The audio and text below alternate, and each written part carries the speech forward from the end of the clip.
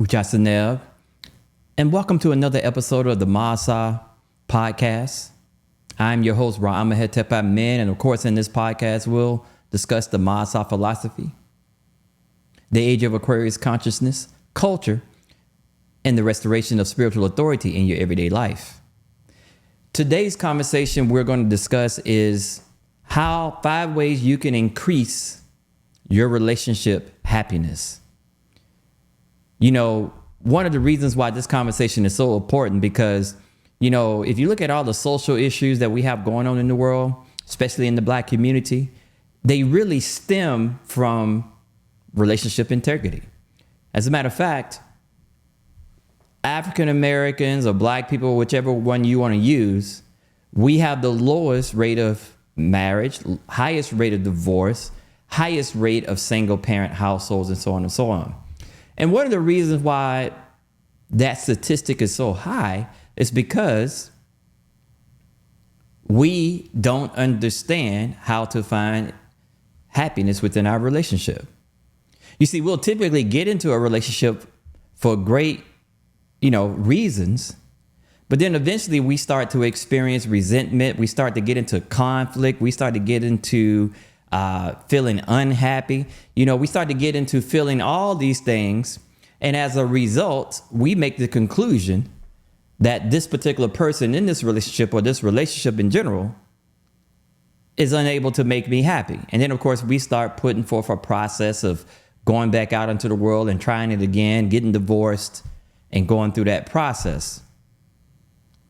A lot of us, unfortunately, find ourselves going through repeated relationship failure. And then through that repeated relationship failure, eventually we get to a point where we just remain single and, finish life off in a single status. And I want you to understand that as expressions of the source, in the Maā Sa teaches the Maā Sa philosophy, the Maā Sa teaches us, our primary affirmation, that says that we are the source manifesting through the limitations of the mind itself. And so we were not built as expressions of the source to endure life on our own. You're not built for that. So if you're sitting there thinking that because you think your relationship is being unhappy, you're going to be better by yourself, that is an absolutely not only illogical, but it violates fundamental principles of Maā-t. You were not built to travel this world alone. And we're going to get into a little bit of that today. Now, why do relationships fail? The bigger question is, why do two people who are sincerely trying to be in a relationship for the right reasons, people get married because they sincerely think that this particular person is the right choice for them, that this relationship is the right choice for them.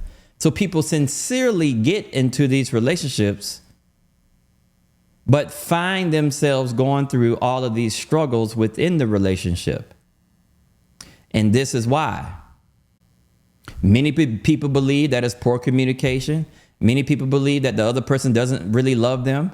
They believe that, finances may be an issue. There are many beliefs that come up to give us the foundation within our ego that this relationship doesn't work for me. Our people aren't emotionally available. This person didn't grow up with a father, so therefore they don't know how to treat a man. This person doesn't know how to treat a woman. You see, we sincerely get into these relationships and then eventually we fall victim to these ideas because we actually think that this relationship is going to make us happy. And so eventually we fall out of quote unquote love of each other. Now, there's a lot going on in the Black community. Number one, we are going through this generational, gap, if you will, of families, people coming from broken homes. And when you come from broken homes, a lot of the traditions, a lot of the understanding, a lot of the patience, a lot of the, application of love, we just don't have. So when we get into relationships, we're coming through the door with a level of ignorance because we don't truly understand what it takes to be in relationships, because to be honest, for a couple generations, we haven't experienced a successful relationship. So that's a valid argument. And as we continue to compound arguments, we still have not solved the riddle of why we are constantly getting in and out of relationships and why we are not happy in relationships. So again, we're going to discuss why, and we're going to give you 5 things that you can do to increase your happiness within your relationships. Now, as you know, if you listen to me countless times, I'm a teacher. And so, I try to give you some deep understanding, right? I try to build a foundation and understanding before I give you something that you can use in a practical sense. All right. But this is what the Maā Sa teaches us. The Maā Sa teaches us that man and woman are relative expressions of ignorance and experience. So we're relative expressions of ignorance and experience. So what does that mean? That means that there are certain things that we're going to endure in this life experience that we don't have any experience of. And we're going to be making decisions in that realm almost like a child. And so in that regard, when we make decisions as an expression of ignorance, we're going to experience malevolence, the misery, the suffering, the poverty, and all those things. We're also part knowledge. So in other words, there are things that we have experienced and we have knowledge of. But when we apply knowledge, okay, we are able to experience benevolence. And benevolence is what? The prosperity, the blessings, the abundance, the quote unquote happiness. So we're relative states of ignorance and experience. Now, I don't want to get into a deep philosophical conversation here, but this also expands into multiple life experiences, multiple lifetimes, right? There are certain things that you have endured through multiple lifetimes that makes you who you are. It gives you a level of experience. So for instance, in a past life, if you were, a leader, a queen of a nation, then that's going to be a leadership experience that you bring into this lifetime with you. So in this lifetime, you're not going to have trouble leading things. You're not going to have trouble finding success in leadership. Okay. But anyway, let me back off. All right. The philosophical wagon, if you will, and let me stay on point. So we're relative expressions of ignorance and experience. Now, if you were to stay single, and the statistics are bearing this out. Yahoo ran an article where they showed that single women who were doing well financially, they had money, they had a good job, they had all these things, were still struggling in debt, struggling in emotion, struggling with anxiety, struggling to find happiness, even though materially, outwardly, they were doing fine. That is because life is not organized. We say that, right? Life is organized according to this immutable intelligence we call Maā-t, the supreme intelligence organizes things for a purpose.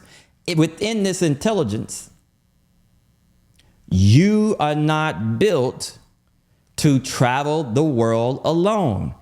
Now, I'm not talking about, traveling the world with your children. No, I'm talking about with a life partner, with an intimate partnership with the opposite sex. You are not built to travel the world without that partner. But when you are relative states of ignorance and knowledge, and when you try to travel the world by yourself, what ends up happening is you become anchored to your ignorance. So if you live in this world by yourself, you increase the ignorant part of you control over you. And so that's essentially why, even though financially, right, women are doing well single, they have all the material things they want, they still struggle with life happiness and life success because the world wasn't built for you to travel the world in that regard.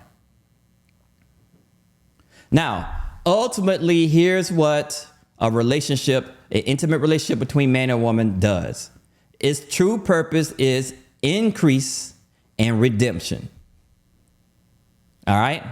Now, a good partner for you is someone whose knowledge can help you overcome your ignorance.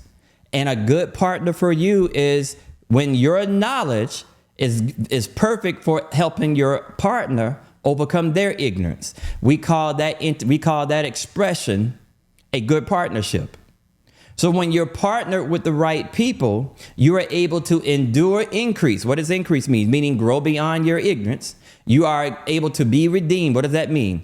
your sin, your negative habits, the negative things that you do that actually brings you into misery, malevolence, and poverty, you are redeemed. That relationship is able to redeem you beyond those things. So you are redeemed into a more profitable version of yourself. That's why, according to the Maā Sa, we say that the relationship itself is the church. It is the mosque. It is the synagogue, because there's no place in this universe by which you're going to find a greater potential of benevolence, increase, and redemption. The relationship between man and woman, going through the intimate space of life, dealing with life together, helping each other overcome ignorance, is the place by which you're going to find the highest potential of benevolence in overcoming sin. So that's why we say it is the mosque, it is the church, it is the synagogue, it is the temple, because within that space, you become closer to God, so to speak. So in that regard, you are built to travel the world partnered with someone else. Now, please don't turn off the video. Just listen to me. I know it sounds like a cliche, right? Oh, relationships are not there to make you happy. They're there to make you grow. And I know that sounds boring. I know that may even sound a little asinine, so to speak, but hear me out. Because ultimately, your abundance, I want you to listen to me carefully. Ultimately, your abundance that has been destined to you, that is already a part of your path, you're gonna be obstructed from receiving, quote unquote, your spiritual bag, the bag that's already there for you. You're gonna be obstructed from receiving that bag if you don't grow beyond your ignorance. So in order for you to tap into that bag that's already there for you, you must be increased and redeemed. And your life partner is one of the major places where that happens. So I just wanted to be clear. So it's not just about, doing some pseudo, you don't have to be happy in a relationship and it's just there for growth. No, we're saying that happiness comes with increase and redemption. Through being redeemed from your relationship with your partner, you grow into a more profitable you grow into a more prosperous you grow into a more happy you. See, here's the thing that we have to understand, and I want you to, again, listen to this as well. It's impossible for you to be happy enduring malevolence. It's impossible for you to be happy enduring misery, enduring suffering, enduring poverty. According to the Maā Sa, the only reason why you experience any of those things is because you are applying ignorance. Well, the philosophy then says that if you grow beyond your ignorance, then you grow into prosperity and abundance. So I just want you to keep that in mind. But anyway, let's keep it moving. Okay, so now let's get into, I guess, what you came here for. My apologies. You guys know I love to teach, so hold on and bear with me here. Okay, so the first way you can increase happiness, now that we understand what the relationship is here for, why it exists, for increase and redemption, all right, you're going to reach your profitable self through being redeemed. You're going to reach your most abundant self through being redeemed. All right, you got to understand that. And the greatest place of redemption and increase is within your intimate relationship, right? The only thing that's close to that particular relationship is the relationship of parent to child.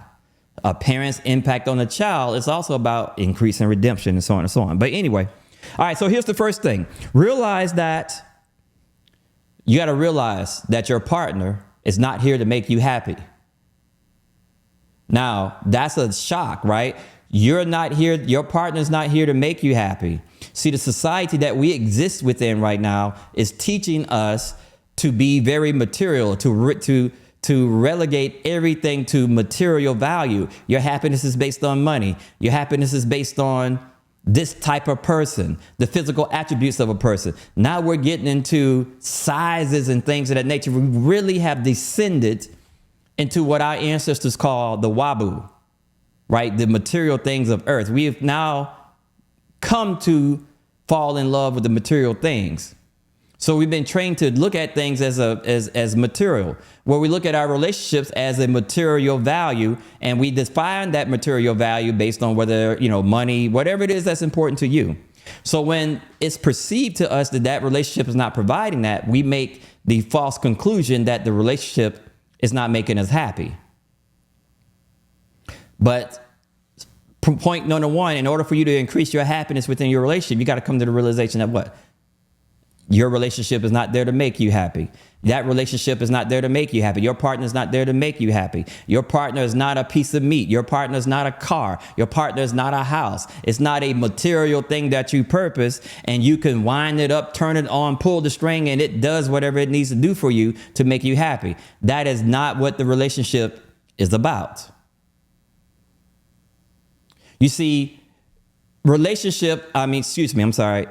is based on ego. It's an ever evolving expression according to ego. You can say that, hey, I'm happy because my husband hugs me. So you wake up one morning and your husband hugs you, and then all of a sudden you go, well, I didn't feel that hug. Then you send your husband to hug therapy. And husband comes home after 6 weeks of hug therapy, hugs you, you go, you know what? I don't really like this hug because you're only doing it because you went to therapy. It is absolutely impossible to make somebody happy according to their ego. It's impossible. You can try, but I guarantee you're going to fail. Relationships people bring their happiness to the table. See, we are here to enjoy happiness together. We are here to enjoy the happiness of each other. See, if you come into the relationship unhappy and your happiness is based upon me doing something for you, your partner doing something for you, then that means that you were unhappy before you got into the relationship. And if you are unhappy before you got into a relationship, then you don't need a relationship. You need a therapist. So anybody that's sitting in front of you and telling you, hey, in order for me to be happy, here's what you got to do, then you know that is not a fitting relationship for you and you should run. But when we're courting each other and we're going through the dating process, we come to the table with our own happiness. You may enjoy dancing. I may enjoy reading books, history books. I may enjoy intellectual conversations about African history. We bring our happiness to the table. As a sacrifice in this relationship, I'm going to go out and enjoy dancing with you. Even though I might not care for dancing, I'm going to go out and enjoy dancing with you. I'm going to get better being social. And me being better being social is going to make me more money down the road. And the same thing, I'm going to pull you out of the social spectrum every now and then, put you in intellectual settings where we're going to talk about African history and things of that nature. That's what I mean by we are here to enjoy happiness together. See, you bring your happiness to the table and we share it together. But if you come into that position thinking that I'm going to make you happy and I'm the source of your happiness, and you have a definition of what that happiness means, I got to pay for your lifestyle, I got to do all this other stuff, then you already know that it's going to be impossible to find true happiness within that situation. So therefore, you should run.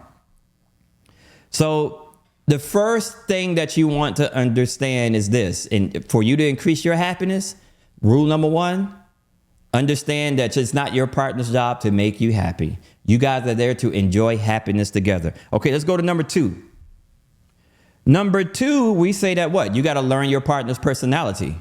There are basically 12 distinct personalities, but the ancient Egyptians said there were roughly 16 different distinct personalities, different things that you got to know about your partner, how your partner ticks, how your partner manifests. Okay? I've seen couples in my coaching business, I've seen couples get into conflict. I see couples arrive at the incorrect conclusion that their partner doesn't care for them. Why? Because you may have one partner who enjoys staying in the library and reading books, and you got the other partner who's a social butterfly. The social butterfly is going to come to the false conclusion that, this person doesn't like me. What type of person would sit in a library and read books all day and leave all this to itself? He should want to take me out on the town and show me off. And so they will make a decision that relationship is not there to make them happy. But no, we're just talking about two different distinct personalities. So in my coaching business, I brag because out of all the clients that have come to me, out of all the couples that have come to me to seek help, to find happiness, I have a 95% rate of people staying together simply because of that personality. Once partners understand why this person is doing this, now they can use that understanding to get what they want from the relationship, which is ultimately the goal. That is ultimately the goal that we're seeking. Now you can get that person who's a introvert and you can get them to move to be more social and vice versa. Because the person in the library is going, what type of person would want to go out and dancing and doing all this stuff when the world is almost about to come to an end? When all the stuff we got going on in society.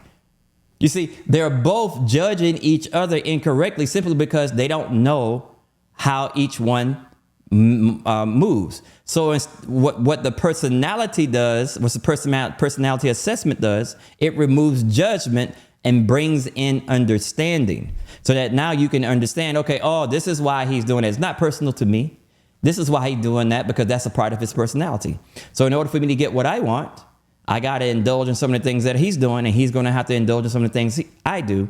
And now we're doing what? As we said before, enjoying happiness together. But that personality assessment is extremely important in your relationship.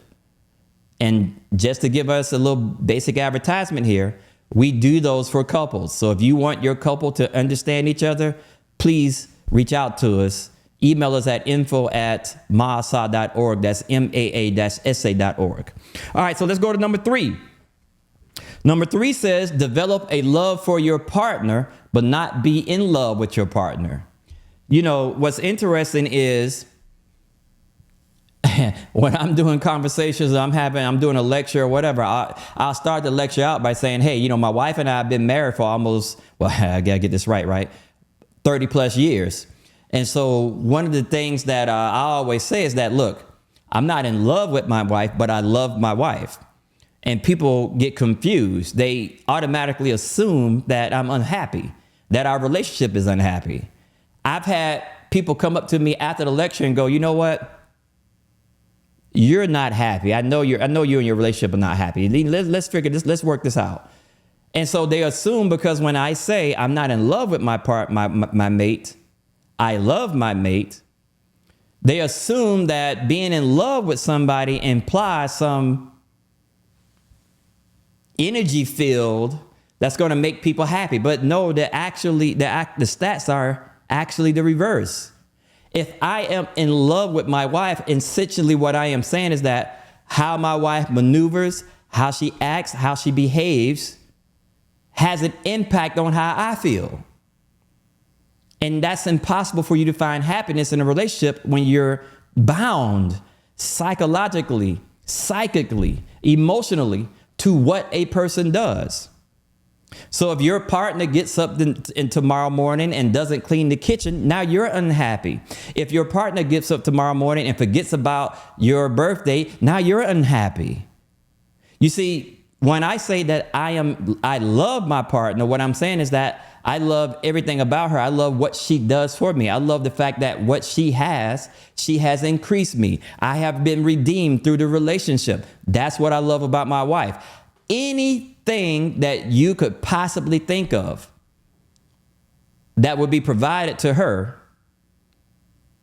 that a person would do when they're in love, she gets. She's not deprived of anything that she needs, whether that be romantics, whether that be love, whether that be sacrifice, all those things I can still do through the love for her and not being in love with her. Because if I'm in love with her, then now she has control over how I feel. And there's no physical being in this world that should have that type of power. So one of the ways you can increase your happiness within your relationship is through having a love for your partner, but not falling in love with your partner. When you fall in love with your partner, we call that the false love, the associating the object of the person with the fulfillment of your egotistical happiness. We call that the false love, associating the object of the person with your egotistical happiness. And you will always find that when you fall in love with somebody, when you're in love with somebody, you are going down a path for heartbreak, despair, and unhappiness, because it is impossible for somebody to live their life in a perspective that makes you happy. Okay, the fourth way you can increase your happiness within the relationship is for you to see your relationship as a reciprocal increase versus mere consumption. And this is where I think is one of the most important things you can do to increase your happiness. You see, when you get into a relationship with people, instead of looking at how you can be increased materially, how much money they can provide for you, how much sex they can provide for you, how much their physical assets are going to increase your sensual pleasure. Before you ask all those things, you should ask, what potential impact can I have on this person that's going to bring them into higher states of prosperity, that's going to bring them into higher states of profitability, that's going to put them in a position to earn more, that's going to put them in a position to get more money, and so on and so on. You want to think about what is your role in that person's life. This is what I want you to understand. That is one of the foundational principles of true love, is that when somebody can step into their success, look back at you and recognize that you are a major part of that. That's where true love truly comes into play. But one of the ways that you can increase your happiness is to look at this relationship not from a material standpoint, but look at this relationship from, how can I impact this person so that they can be better in all the situations that's going to provide me with my material needs, that's going to provide me with my sensual needs, and so on and so on. In my practice, I call that ROS, return on selflessness. So you're going to apply yourself selflessly. You're going to be non-judgmental, right? You're going to overlook. You're going to understand that you're here to increase and redeem. What is your return on that? What is the potential of this person once they have been redeemed? What is the potential of this person once they have been increased? And vice versa. What is this person's impact on you? What is your potential dealing with this person? You know, too often we look at relationships simply for what they can provide, but not what we can give. If you get into a relationship with someone and they're making $100,000, instead of you looking at the relationship as how you can get the $100,000 for them to buy you a Berkey bag, to buy you all this silly stuff, you should look at, how can I increase the profitability of this person so he can now go out and make $200,000, or she can go out now and make $1 million, right? So we're looking to see, by your position within the relationship, you're looking to see what can be your impact. How can you increase the profitability of this person? If their bank account right now is $1 million, you want to look at it, how can you impact this person to where they can turn that million into 2 million? But see, you've been trained to look at the relationship simply as a vehicle of consumption. So whether that consumption is sex, whether that consumption is a lifestyle, whether that consumption is just money, or that consumption is just fun, you're putting yourself in a position by which you're just taking from the relationship and not adding to the relationship. And so that's going to cause conflict. You cannot be happy in that place. I don't care if that person has tens of millions of dollars. You're never going to find happiness, because eventually your value is going to decline. Because if you're saying that your value to this person, if the only reason why this person is going to pay you $10 million, the only reason why this person is going to pay you money and do all this lifestyle stuff is because you're cute, you're pretty, you have great sex, you look good naked. See, these are all things that don't last. So eventually that person is not going to be in love with you. And eventually that relationship is going to turn into heartache and pain, because you are looking at that relationship superficially, and the superficial cannot survive long term. But empowerment through the relationship is one of the foundational principles of true love. The love that transcends your youth, the love that transcends your tight body, the love that transcends your good sex. That's about empowerment. So you want to contemplate what is going to be your return on selflessness. If you apply yourself in this relationship and this person is increased and redeemed, what is the potential of this person being increased and redeemed by your selflessness? And if that part of you is able to perform in that regard, and this person is able to become more prosperous, more profitable, more abundant, now you don't have to ask for the money. Part of the money is yours. And most men or women will recognize that.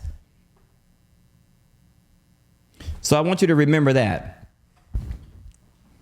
So when you're dating or you're going through the courtship, you want to try to recognize what is your position in this relationship.